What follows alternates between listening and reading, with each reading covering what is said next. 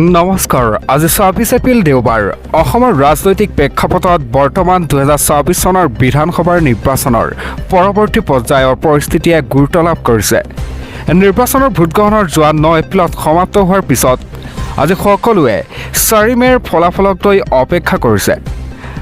আজি 10টা গুৰুত্বপূৰ্ণ ৰাজনৈতিক খবৰ আহি পৰিছে। আপোনালোকক জনাইছোঁ খবৰকেইটা। এতিয়ালৈ যদি চেনেলটো ছাবস্ক্ৰাইব কৰা নাই তেনেহ'লে চেনেলটো ছাবস্ক্ৰাইব কৰি ভিডিঅ'টোত এটা লাইক কৰি দিবলৈ নাপাহৰিব। জনাব ওলাইছোঁ প্ৰথমটো খবৰ। অসমৰ মুখ্যমন্ত্ৰী ডক্টৰ হিমন্ত বিশ্ব শৰ্মাৰ পত্নীৰ বিৰুদ্ধে বিদেশত সম্পত্তি থকাৰ অভিযোগ উত্থাপন কৰা কংগ্ৰেছ নেতা পৱন খেৰাৰ বাবে আজিৰ দিনটোত মুখ্য আঘাত হিচাপে বিবেচিত হৈছে। গুৱাহাটী উচ্চ ন্যায়ালয়ে নেতাগৰাকীৰ অগ্ৰিম জামিন আবেদন নাকচ কৰিছে। ইয়াৰ পিছতেই কংগ্ৰেছ দলে এই ৰায়ক উচ্চতম ন্যায়ালয়ত প্ৰত্যাহ্বান জনাব বুলি ঘোষণা কৰিছে। জয়ৰাম ৰমেশে ইয়াক ভীতি প্ৰদৰ্শন ৰাজনীতি বুলি আখ্যা দিছে। ৪ মে'ৰ ভোটগণনাৰ বাবে নিৰ্বাচনী আয়োগৰ ব্যাপক প্ৰস্তুতি। অহা ৪ মে'ত অনুষ্ঠিত হ'বলগীয়া ভোটগণনাৰ বাবে অসমৰ প্ৰতিটো মহকুমা আৰু জিলা সদৰত নিৰ্বাচনী আয়োগে কটকটীয়া প্ৰস্তুতি চলাইছে।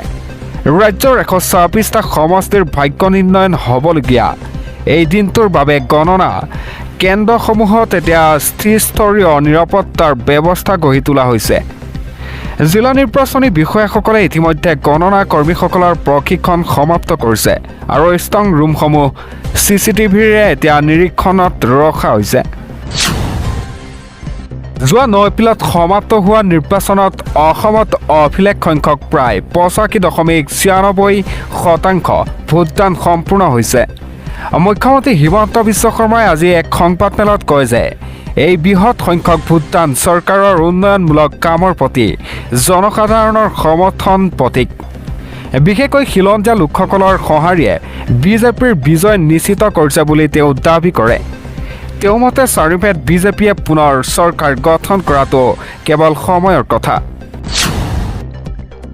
অসম প্ৰদেশৰ কংগ্ৰেছৰ সভাপতি গৌৰৱ গগৈয়ে ৰাজ্যৰ জনসাধাৰণক নিৰ্বাচনত অভূতপূৰ্ব সঁহাৰি জনোৱাৰ বাবে ধন্যবাদ জ্ঞাপন কৰে। তেওঁৰ মতে এইবাৰ জনসাধাৰণে নতুন বৰ অসম গঢ়াৰ স্বাৰ্থত ভোট দিছে। আজি এক বিবৃতিত গগৈয়ে নিৰ্বাচনী আয়োগক EVMসমূহ সুৰক্ষাত নিশ্চিত কৰিবলৈ আৰু গণনাৰ দিনা সম্পূৰ্ণ স্বচ্ছতা বজাই ৰাখিবলৈ আহ্বান জনায়। তেওঁ কংগ্ৰেছ মিত্ৰজোঁটৰ জয়েৰে ৰাজ্যত পৰিৱৰ্তন আহিব বুলি আত্মবিশ্বাসী। মিত্ৰজোঁটৰ ভিতৰচৰাত এতিয়া আসনৰ অংক আৰু ভৱিষ্যতৰ ৰণনীতি চলিছে।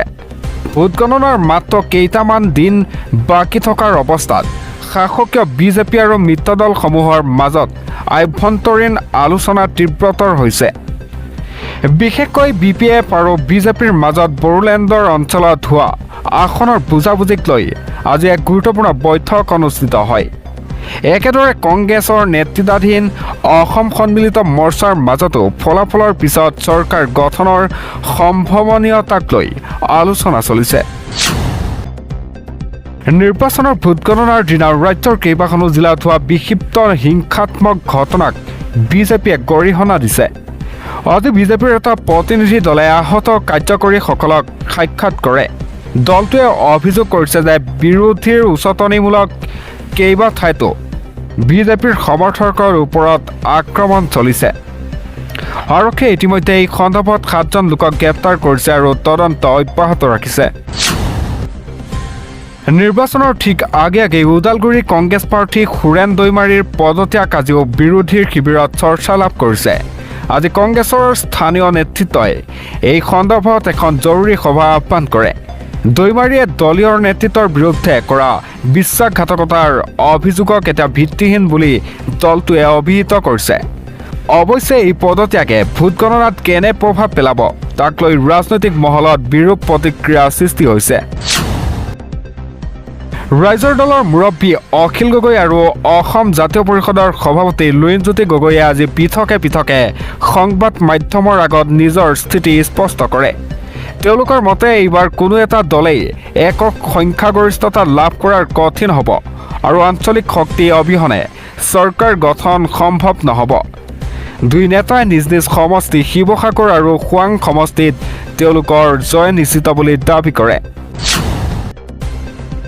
বড়োলেণ্ডৰ টেৰিটৰিয়েল ৰিজন আৰু আসনসমূহক লৈ হাগ্ৰামা মহিলাৰ নেতৃত্বাধীন BPF আৰু প্ৰমোদ বড়োৰ নেতৃত্বাধীন UPPLৰ মাজত আজি তীব্ৰ বাকযুদ্ধ দেখিবলৈ পোৱা গৈছে। UPPLে NDA ত্যাগ কৰাৰ পিছত BPFে বিজেপিৰ সৈতে মিত্ৰতা কৰাক লৈ UPPLে সমালোচনা কৰিছে। আনহাতে BPFে দাবী কৰিছে যে বড়োভূমিৰ জনসাধাৰণে উন্নয়নৰ স্বাৰ্থত বিজেপিকহে আদৰি লৈছে। জনাব ওলাইছো শেষৰটো খবৰ। ৰাজ্যপালৰ সৈতে মুখ্যমন্ত্ৰীৰ সৌজন্যমূলক সাক্ষাৎ। অসমৰ ৰাজ্যপাল গুলাব চান্দা কাটাৰিয়াক আজি ৰাজভৱনত সাক্ষাৎ কৰে মুখ্যমন্ত্ৰী ডক্টৰ হিমন্ত বিশ্ব শৰ্মাই। নিৰ্বাচন পৰৱৰ্তী ৰাজ্যৰ আইন শৃংখলা পৰিস্থিতি আৰু ভোটগণনাৰ প্ৰস্তুতিৰ সন্দৰ্ভত আলোচনা কৰিবলৈ এই সাক্ষাৎ বুলি জানিব পৰা গৈছে। যদিও ইয়াক সৌজন্যমূলক সাক্ষাৎ বুলি অভিহিত কৰা হৈছে, তথাপিও ভোটগণনাৰ পূৰ্বেই এনে বৈঠকৰ ৰাজনৈতিক তাৎপৰ্যৰ যথেষ্ট।